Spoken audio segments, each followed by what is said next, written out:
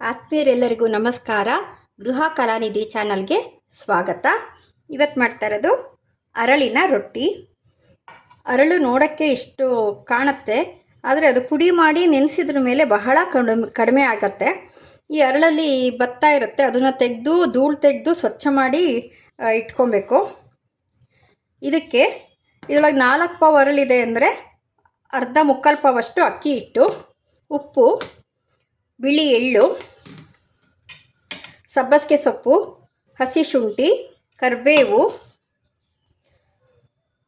ಕೊತ್ತಂಬರಿ ಸೊಪ್ಪು, ಈರುಳ್ಳಿ, ಕ್ಯಾರೆಟ್ ತುರಿ, ಮೂಲಂಗಿ ತುರಿ ಇಷ್ಟು ಹಾಕ್ಕೊಂಡು ಮಾಡೋದು. ಇವಾಗ ಅರಳನ್ನ ಪುಡಿ ಮಾಡ್ಕೊಳ್ಳೋಣ.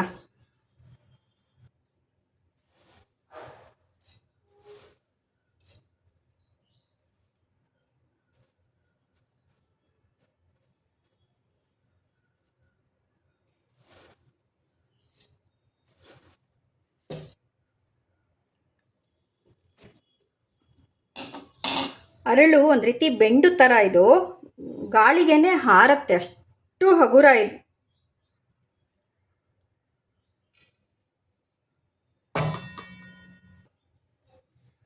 ಅರಳು ಪುಡಿ ಆಯಿತು. ಇವಾಗ ನಾನು ಕೊತ್ತಂಬರಿ ಸೊಪ್ಪು, ಹಸಿ ಶುಂಠಿ ಮತ್ತು ಕರಿಬೇವಿನ ಸೊಪ್ಪು ಇದನ್ನು ಸಹ ನಾನು ತರಿ ಪುಡಿ ಮಾಡ್ತಾಯಿದ್ದೀನಿ.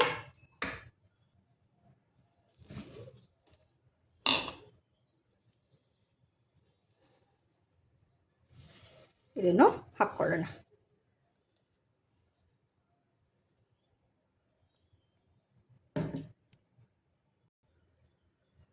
ಇವಾಗ ಅಕ್ಕಿ ಹಿಟ್ಟು, ಇದು ಬೈಂಡಿಂಗಿಗೆ ಹಾಕಲೇಬೇಕು. ಇದ್ರ ಜೊತೆಗೆ ಚಿರೋಟಿ ರವೆ, ಗೋಧಿ ಹಿಟ್ಟು ಸಹ ಹಾಕ್ಕೊಬೋದು.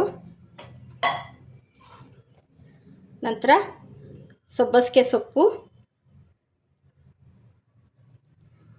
ಈರುಳ್ಳಿ, ಕ್ಯಾರೆಟ್ ತುರಿ ಮತ್ತು ಮೂಲಂಗಿ ತುರಿ,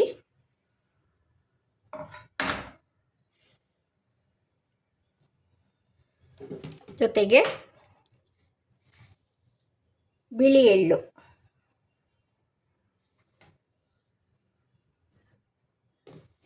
ಈ ಚಳಿಗಾಲಕ್ಕೆ ಎಷ್ಟು ಹಾಕ್ಕೊಂಡ್ರೂ ಚೆನ್ನಾಗೇ ಇರುತ್ತೆ.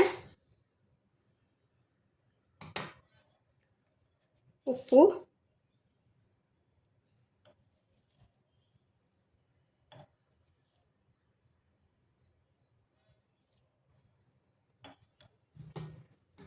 ಸೊಪ್ಪು, ತರಕಾರಿ ಮತ್ತು ನೀರಿನಂಶ ಇರುತ್ತೆ ಅದರೊಳಗೆ. ಅರಳು ಹೆಚ್ಚಿಗೆ ನೀರು ಹೀರ್ಕೊಳ್ಳಲ್ಲ, ಮೆತ್ತಗಾಗ್ಬಿಡುತ್ತೆ. ಸೊ ಹಾಗಾಗಿ ನೋಡಿಕೊಂಡು ನೀರು ಹಾಕಿ ಕಲಿಸ್ಕೊಬೇಕಾಗತ್ತೆ. ಸಾಮಾನ್ಯ ಹೊಟ್ಟೆ ನೋವು, ವಾಮಿಟ್ ಆಗ್ತಾಯಿದೆ, ಪಿತ್ತ ಆಗಿದೆ, ಈ ಥರ ಸಂದರ್ಭಗಳಲ್ಲಿ ಅರಳಿನ ಪಾನಕ, ಅದಕ್ಕೆ ಬೆಲ್ಲ ಹಾಕಿ ಕುದಿಸಿ ಅಥವಾ ಹಸಿಯಾಗಿ ನೆನೆಸಿ ಅದನ್ನು ಅಥವಾ ಕುದಿಸಿ ಕುಡಿತಾರೆ. ದೇಹಕ್ಕೆ ಬಹಳ ತಂಪು ಅರಳು. ನಮ್ಮ ಮನೆಯಲ್ಲಿ ಇವಾಗ ಪ್ಲ್ಯಾಸ್ಟಿಕ್ ಮುಕ್ತ ಕಿಚನ್ ಮಾಡಬೇಕು ಅಂತ ಶುರು ಮಾಡಿದ್ದೀವಿ. ಸ್ಟೆಪ್ ಬೈ ಸ್ಟೆಪ್ಪು ಈ ಪ್ಲ್ಯಾಸ್ಟಿಕ್ ಬದಲು ಮರದ್ದು, ಸ್ಟೀಲು ಈ ಥರ ಪದಾರ್ಥಗಳನ್ನ ಸಬ್ಸ್ಟಿಟ್ಯೂಟ್ ಮಾಡಲಿಕ್ಕೆ ನಡೀತಾ ಇದೆ. ನಂತರ ನಾನು ಕಿಚನ್ ತೋರಿಸ್ತೀನಿ.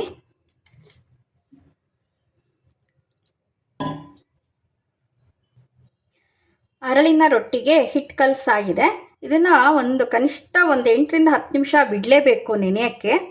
ಇವಾಗ ಇದಕ್ಕೆ ನಾನು ಸಂಕ್ರಾಂತಿ ಎಳ್ಳಿನ ಚಟ್ನಿ ಮಾಡ್ತಾಯಿದ್ದೀನಿ. ಅದ್ರ ಜೊತೆಗೆ ಸಂಕ್ರಾಂತಿ ಹಬ್ಬ ಮುಗ್ದಿದೆ, ಸಂಕ್ರಾಂತಿ ಕಾಳು ಹೇಗೂ ಇದ್ದೇ ಇರುತ್ತೆ. ಅದ್ರ ಜೊತೆಗೆ ಎಳ್ಳು ಬೆರ್ತಿದೆ, ಸ್ವಲ್ಪ ಬೆಲ್ಲ ತೆಗೆದಿದ್ದೀನಿ, ಯಾಕೆಂದರೆ ಚಟ್ನಿ ಸಿಹಿ ಆಗಿಬಿಡುತ್ತೆ. ಈ ಸಂಕ್ರಾಂತಿ ಕಾಳು, ಉಪ್ಪು, 1 ಬೇಳೆ ಬೆಳ್ಳುಳ್ಳಿ, ಹುಣಸೆಹಣ್ಣು, ಕಾಯಿ ತುರಿ, ಒಣಮೆಣಸಿನ್ಕಾಯಿ, ಕೊತ್ತಂಬರಿ ಸೊಪ್ಪು ಇವಿಷ್ಟು ಹಾಕ್ಕೊಂಡು ನುಣ್ಣಗೆ ರುಬ್ಕೊಂಡು ಒಗ್ಗರಣೆ ಹಾಕ್ಕೊಳ್ಳೋದು.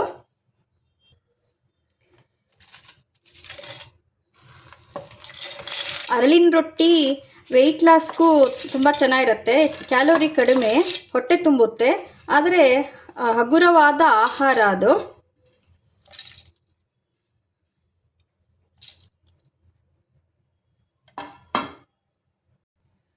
ಅರಳಿನ ರೊಟ್ಟಿಗೆ ಖಾರವಾದ ಈ ಥರ ಕೆಂಪು ಚಟ್ನಿ ತುಂಬ ಚೆನ್ನಾಗಿ ಹೊಂದುತ್ತೆ. ತಿನ್ಬೇಕಾದ್ರೆ ರುಚಿ ಕೊಡುತ್ತೆ. ಇನ್ನೂ ಒಂದೆಷ್ಟ ತಿನ್ನೋಣ ಅಂತ ಅನಿಸುತ್ತೆ.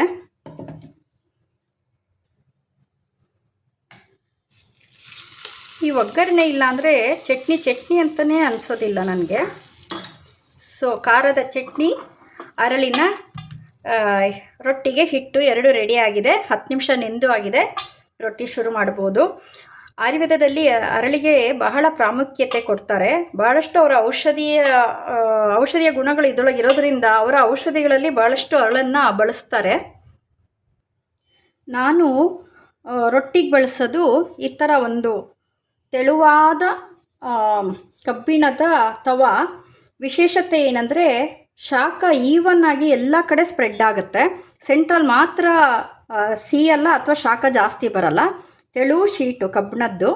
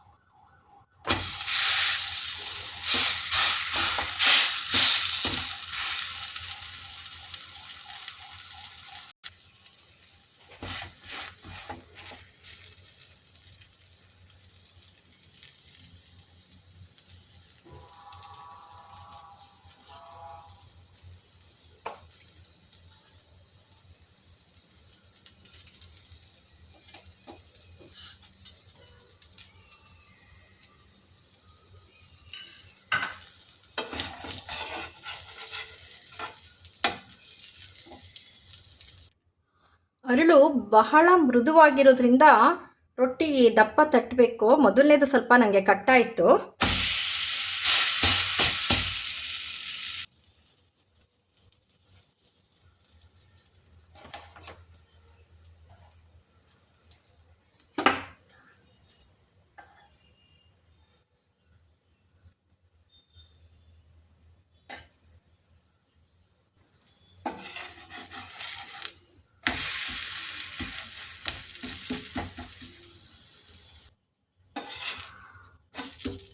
ಅರಳು ತುಂಬ ನಾಜೂಕು. ಆದರೆ ರೊಟ್ಟಿನ ನಾಜೂಕಾಗಿ ಮಾಡೋಕ್ಕೆ ಹೋದರೆ ಕಟ್ಟಾಗತ್ತೆ.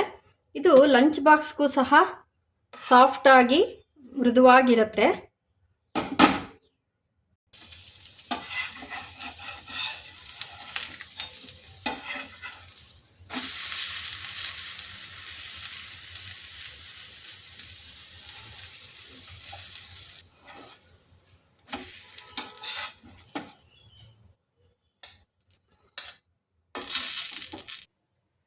ನೋಡಿದ್ರಲ್ಲ, ಅರಳಿನ ರೊಟ್ಟಿ ಮತ್ತು ಸಂಕ್ರಾಂತಿ ಕಾಳಿನ ಚಟ್ನಿ. ಈ ಅರಳಿನ ಜೊತೆಗೆ ಯಾವುದೇ ವಿಧದ ಹಿಟ್ಟುಗಳನ್ನು ಸಹ ಬಳಸಿ ಮಾಡ್ಬೋದು. ಗೋಧಿ ಹಿಟ್ಟು, ಅಕ್ಕಿ ಹಿಟ್ಟು, ರಾಗಿ ಹಿಟ್ಟು, ಸಜ್ಜೆ ಹಿಟ್ಟು, ಚಿರೋಟಿ ರವೆ, ಕಡಲೆ ಹಿಟ್ಟು, ಯಾವುದೇ ಬಗೆಯ ಹಿಟ್ಟು ಹಾಕ್ಕೊಂಡು ಸಹ ಮಾಡ್ಬೋದು. ಈ ವಿಡಿಯೋ ಇಷ್ಟ ಆಯಿತು ಅಂದರೆ ಒಂದು ಲೈಕ್ ಕೊಡಿ, ಶೇರ್ ಮಾಡಿ, ಸಬ್ಸ್ಕ್ರೈಬ್ ಮಾಡಿ. ಧನ್ಯವಾದಗಳು.